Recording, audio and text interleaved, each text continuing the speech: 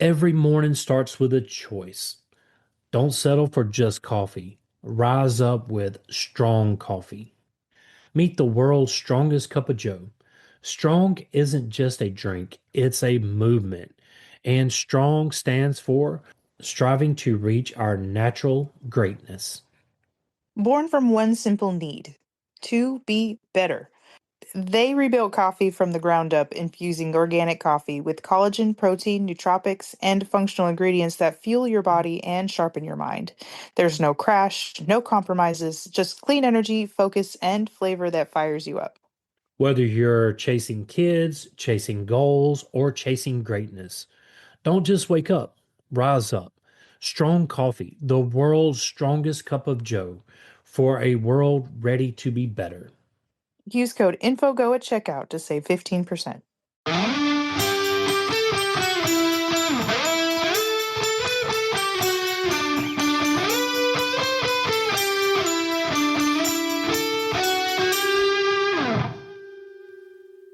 Welcome to the podcast. I'm William, And I'm Kat. and that makes this a dash of info. Little things you want to know.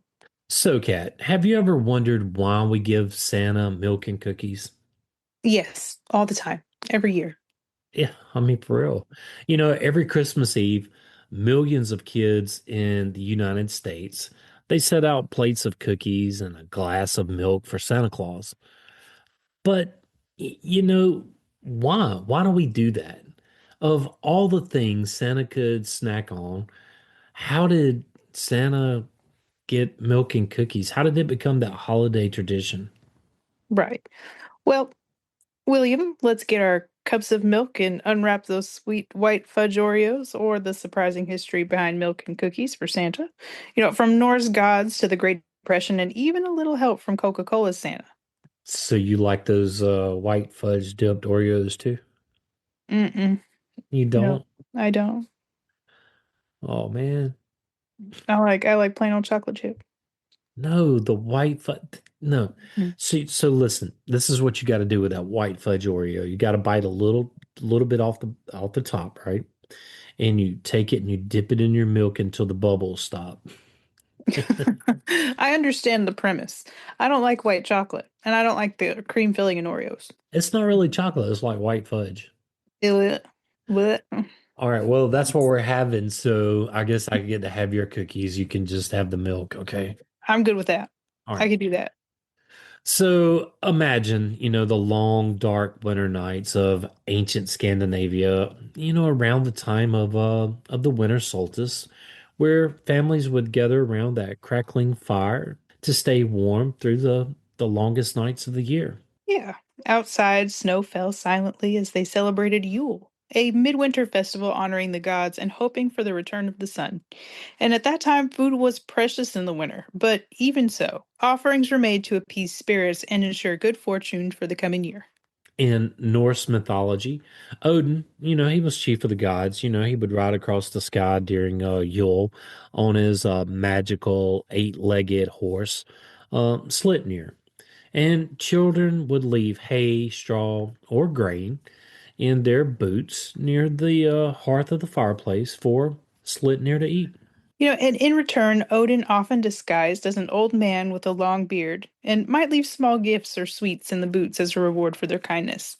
And this practice was part of a larger belief in the Wild Hunt, which was a ghostly procession led by Odin through the winter skies, symbolizing both death and renewal. But But the offerings represented a cycle of giving and receiving, a way to invite luck, generosity, and protection into their home. It also reflected an early belief that acts of kindness to the divine or magical beings would be repaid with blessings or good fortune. Right. And this ritual really planted the seeds for the idea that a nighttime visitor might arrive, enjoy a treat, and leave gifts behind. Honestly and truly, when Christianity started to kind of spread across Northern Europe, many pagan customs, well, they reinterpreted rather than erased, right? So the feast of St. Nicholas, celebrated on December 6th, blended with the older Yule traditions. Yeah, Saint Nicholas was known for his generosity, and it gradually replaced Odin as the bringer of gifts. So the spirit of reciprocity remained, and children still left food or offerings, but now for a Christian saint rather than a Norse god. Over time, this evolved into the familiar tradition of leaving treats for Santa Claus, Odin's modern descendant in red. And St. Nicholas and European traditions. As Christianity spread through Europe, the old pagan gift bringers of midwinter slowly took on new Christian identities. By the Middle Ages, the figure of St. Nicholas of Myra, a 4th century bishop from what's now Turkey, had become the model of generosity and kindness. Yeah, we're gonna get into the origins of Santa Claus in a whole nother episode, so we're gonna kind of skim over a lot of that, okay? Mhm. So stories of Nicholas secretly giving coins to the poor, leaving money in shoes, and providing dowries for young women who couldn't afford them. His feast day, December 6th, became a celebration of giving, especially for children, right? Right, right. And in many parts of Europe, children replace their shoes or boots by the door or fireplace on the eve of St. Nicholas Day. And they often left food or drink, which was at that time bread, milk, ale, or hay, as a small gesture of welcome for St. Nick and his horse or donkey. Well, man, a boot full of ale? Mm, that actually sounds pretty good. I, There's a I, drink in my boot.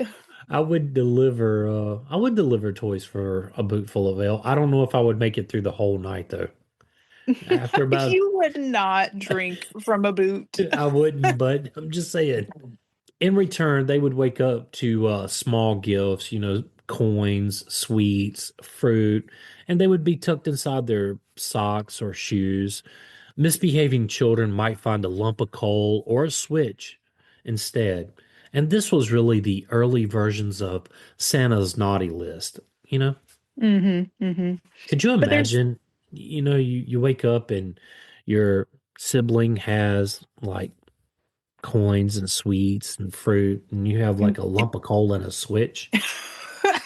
Okay, and when we say switch, we mean a thin kind of stick-like thing. Oh, I Okay. thought everybody knew what that was, man. No, not everybody knows what a switch is. Okay. Have you ever had to go pick your own?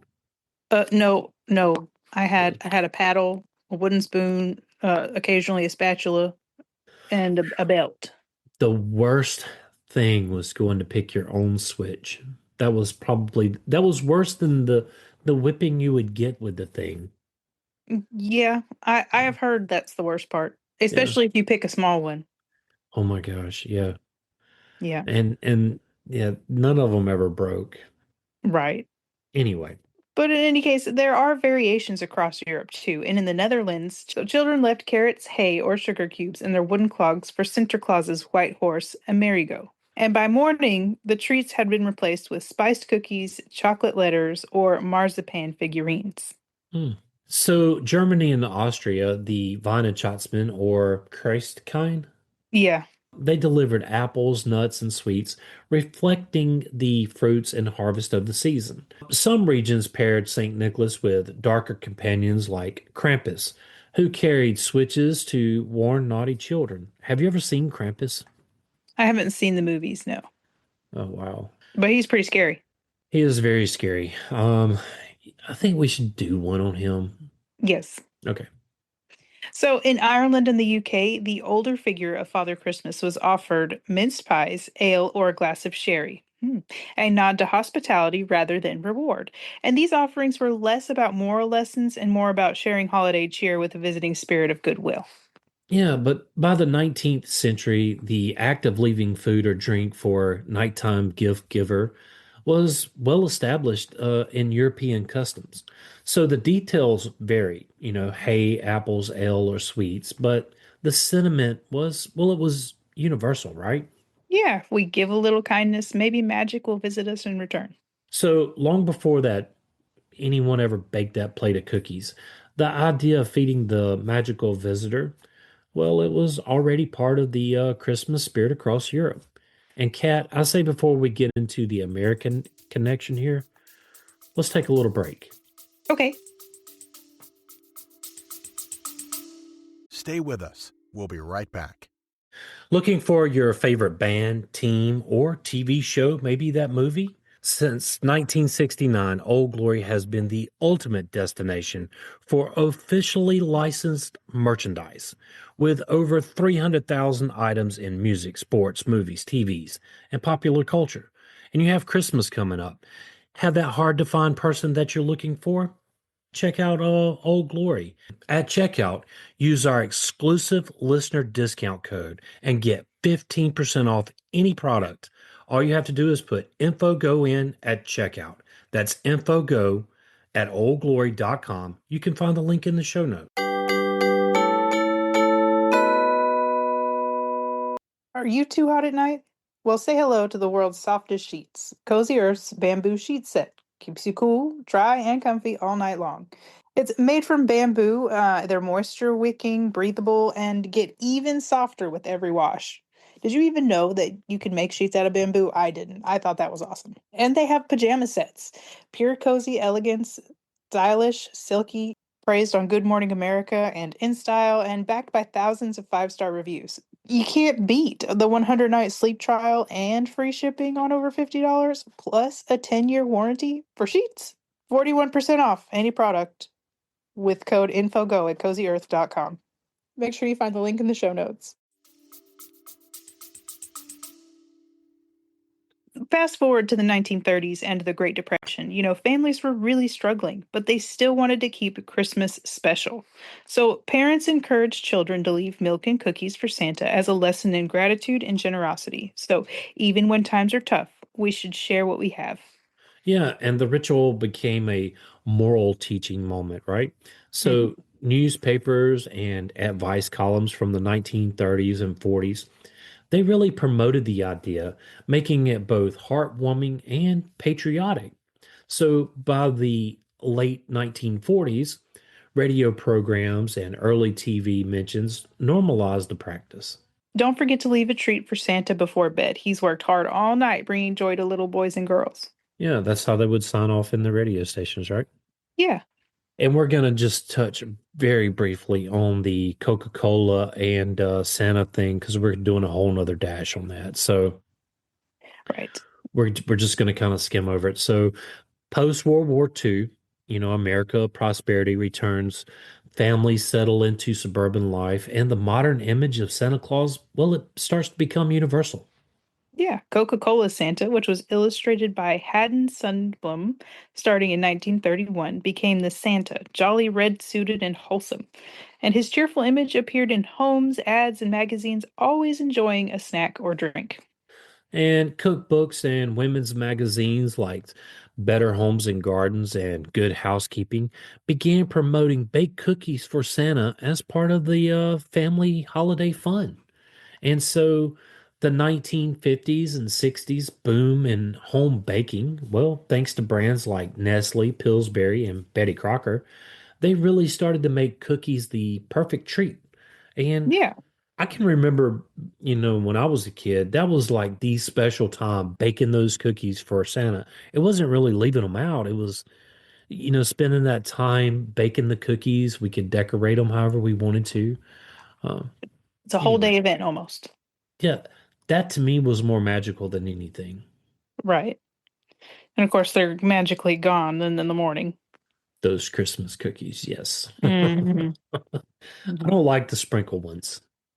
Mm-mm. Yeah. No.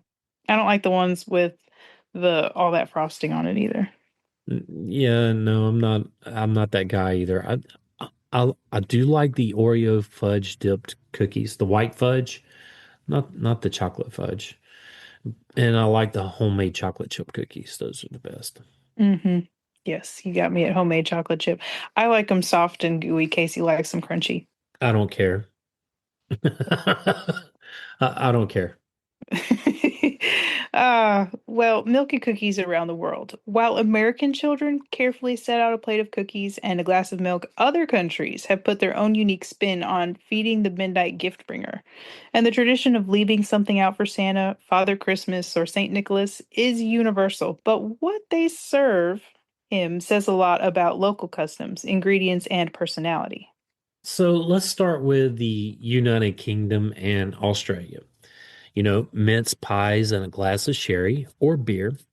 In Britain, Father Christmas is treated as an honored guest, not just a gift carrier, right? Right. And families might leave out a mince pie filled with dried fruits, spices, and sometimes brandy, along with a glass of sherry or beer. Drink choice really kind of reflects the long-standing British belief that guests should always be offered refreshment, even magic ones, arriving through their chimney. In Australia, where Christmas falls in summer, beer, well, it's often replaced with a glass of milk, giving Santa something cold to enjoy in the heat. I love the Australians. Well, I in don't, I, Ireland, well, I don't know how far Santa's gonna get. Probably about the 15th or 16th house. There's no telling what kind of gifts you're gonna be getting over there. he's magical and he probably has to prep for this all year long too. So he's probably got it down. All right. Okay, I got you. I got you. I got So in Ireland, the Irish have never been shy about good hospitality. On Christmas Eve, children often leave a small glass of whiskey for Santa, along with mince pies or cookies. And sometimes there's even a carrot for Rudolph, balancing things out a bit. Parents like to joke that Ireland might be Santa's favorite stop for obvious reasons. you. Well, man, if he goes over to Australia first, then he goes to Ireland. I don't know how much further he's getting from there. I really I don't. mean, I mean, Australia to Ireland is a long hike, so there's a good distance in between there. Okay, so maybe he's got a little food on him and he can kind of get rid of the beer, but then the whiskey's gonna kick in. Yeah. Anyway, I'm just saying, I think it's great. I really love either one of those, Ireland or Australia. Uh, let's go to Sweden. And there, the Christmas visitor isn't exactly Santa. It's the Jultomitten. Is that right? Jultomte. Did I get that right? I think that's close enough. Okay. And this is a gnome-like figure with from folklore, right? And families traditionally leave out a cup of strong coffee to help him stay awake on his long night's work. The ultimate also expects a bowl of porridge or rice pudding, sometimes with a pat of butter, on the top. And forgetting to leave his snack was once said to bring bad luck to the household. Oh, Okay, goodness. I guess if he goes to Australia, then he goes to Just Sweden. Ireland, then Sweden, he can kind of like make it through the rest of the world. Right, Because right. those strong cups of coffee, that caffeine is going to start to kind of kick in. Absolutely. It's going to help for sure. But I love that too because I would like a strong cup of coffee. So let's move on to Denmark, where the Danish Christmas elves, or Nisir, are mischievous farm spirits who help with chores, but only if treated kindly. And families leave out a bowl of rice pudding sprinkled with cinnamon and sugar. And it's not just a sweet gesture. Folklore says that an unfed Nisir might play tricks or hide household tools. Okay. Yeah, make sure you do that, kids. So, no matter where you go, the idea is really the same. You show kindness to the midnight visitor who brings gifts. So, from whiskey in Ireland to milk in America, from porridge in Sweden to mince pies in Britain, these offerings, they reflect the values of each culture. Generosity, hospitality, and a shared belief in a little bit of Christmas magic. Yeah. And the tradition continues, but with modern spins, gluten-free or vegan cookies, plant-based milk, etc. And some families leave carrots for the reindeer or handwritten notes for Santa. Social media has revived the ritual. Now, a photo opportunity as much as a belief. Brands still capitalize on it. Of course they are. Holiday ads showing Santa taking a cookie break. Who doesn't love Santa, right? Right. All right, so little fun fact here for all you kids out there. NORAD Santa Tracker often shows Santa stopping for milk and cookies across multiple time zones. So this Christmas Eve, you can use NORAD's Santa Tracker and find out where he's at, Mm-hmm. what kind of things he's enjoying before he gets to your house. Absolutely. And did you know that milk and cookies can make you feel sleepy? but mostly because they're comforting, not because they contain strong sleep-inducing chemicals. Milk does have a small amount of tryptophan, which helps your body produce relaxing hormones, but not enough to cause drowsiness on its own. But the cookies cause a short sugar spike and crash, which can leave you feeling tired afterward. And so the real reason they make people sleepy is psychological. The warmth, sweetness, and cozy childhood associations tell your brain it's time to relax. So really like a comfort food. Yes. Okay. That's pretty much all I've got on why Santa gets milk and cookies. And I think you came up with this one, right? Yes. And I really enjoyed this because I've never really thought about this question before. Really? Yeah, no, my daughter and I were sitting, we were talking, and I was doing my part of the research on this, and she's like, "Well, why do we leave milk and cookies?" And I was like, "I don't know just quite just yet, but yeah, I found this to be very fascinating." Me too. You I know, love this. So now you know why we leave milk and cookies for Santa. absolutely. So, no matter what part of the world you're in or what traditions you follow, I know here in the United States, we live milk and cookies, but whatever you're leaving for Santa, just remember it has a very long tradition, and it's teaching generosity. I what is it? Share a little, give a little. Mm-hmm. Yeah. I guess it's teaching generosity and gratitude. Right. And a touch of magic. Yeah, always a touch of magic. Santa has to have a touch of magic. Always. And he's been doing this for what, thousands of years, so he's got it figured out. So no matter what you're leaving him, I know I was joking about it. He's got it figured out now. Mm-hmm. Mm-hmm. Yeah, So this year, when you set out that plate of cookies, remember you're part of a story of thousands of years in the making. And Santa, he's been hungry for a long time. absolutely. That's pretty much all I got, Kat. Me too. If you would like to support this podcast, tell a friend and help get the word out. If you would like to help us keep the show going, you can do so at Patreon. You can find the link in the show notes. And as always, William and I want to thank you for listening, whether you're new here or have been with us for a while. And we want to say we hope you have a Merry Christmas and a happy holiday season too. Absolutely. And you can join the Facebook group at Info on the Go. Over there, you can share with us your show ideas or let us know Ask, what you're leaving for Santa. yeah, or even ask us a question. Yeah, don't forget to hit subscribe and follow us wherever you get your podcast. Send us a text using the link in the show notes or leave a review. And leaving that review does help others find us. You can also email us Info on the Go podcast at gmail.com. and you can find that email link in the show notes. Till next time. Stay curious.